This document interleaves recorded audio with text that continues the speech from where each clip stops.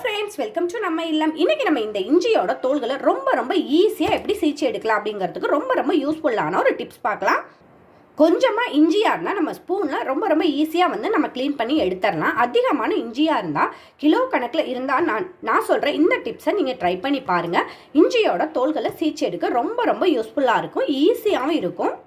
இப்போ இந்த இஞ்சி எல்லாத்தையும் மண் இல்லாமல் நம்ம சுத்தமாக வந்து க்ளீன் பண்ணி எடுத்துக்கலாம். அதுக்கப்புறமா இந்த இஞ்சி எல்லாத்தையும் குட்டி பீசஸாக கட் பண்ணி எடுத்துக்க போகிறோம். இந்த மாதிரி இஞ்சியில் ஜாயினாக இருக்கிற இடத்த வந்து நம்ம கட் பண்ணி எடுத்துக்கணும். பாருங்கள், இந்த மாதிரி ஜாயின் இருக்கிற இடத்த வந்து நம்ம கட் பண்ணி எடுத்துக்கலாம். பாருங்கள், இது மாதிரி எல்லாத்தையும் கட் பண்ணி எடுத்தாச்சு. இப்போ வந்து வெட் கிரைண்டர் எடுத்துக்கிட்டோம். இந்த வெட் கிரைண்டர் பார்த்தீங்கன்னா எனக்கு வந்து ஃப்ரீயாக கிடச்ச இந்த வெட் கிரைண்டர் தான்.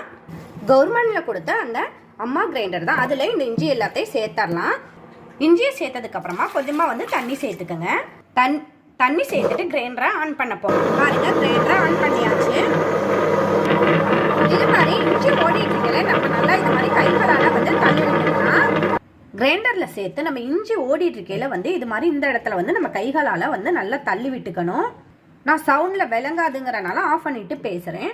ஒரு 10 நிமிஷம் போல் வந்து இது மாதிரி நம்ம ஓட விட்டுக்கலாம். இந்த மாதிரி வந்து நீங்கள் எந்த கிரைண்டரில் வேணாலும் நீங்கள் ட்ரை பண்ணலாம்.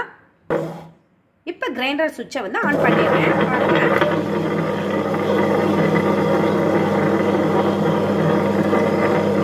பாருங்க, தோல்கள் எல்லாமே வந்து நல்லாவே முடிஞ்சு வரும். இப்போ கிரைண்டர் வந்து ஒரு 10லேருந்து 1/4 மணி நேரம் வந்து நல்லா சுற்றிடுச்சு. இப்போ கிரைண்டர் ஆஃப் பண்ணிட்டு பார்க்கலாம்.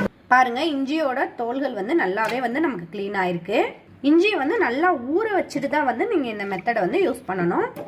அப்போ தான் வந்து தோல்கள் நல்லா உறிஞ்சி வரும். இந்த கிரைண்டரில் வந்து உரச பாருங்கள், இஞ்சியோட தோல்கள் வந்து நமக்கு இந்த அளவுக்கு க்ளீன் பண்ணி எடுத்தாச்சு.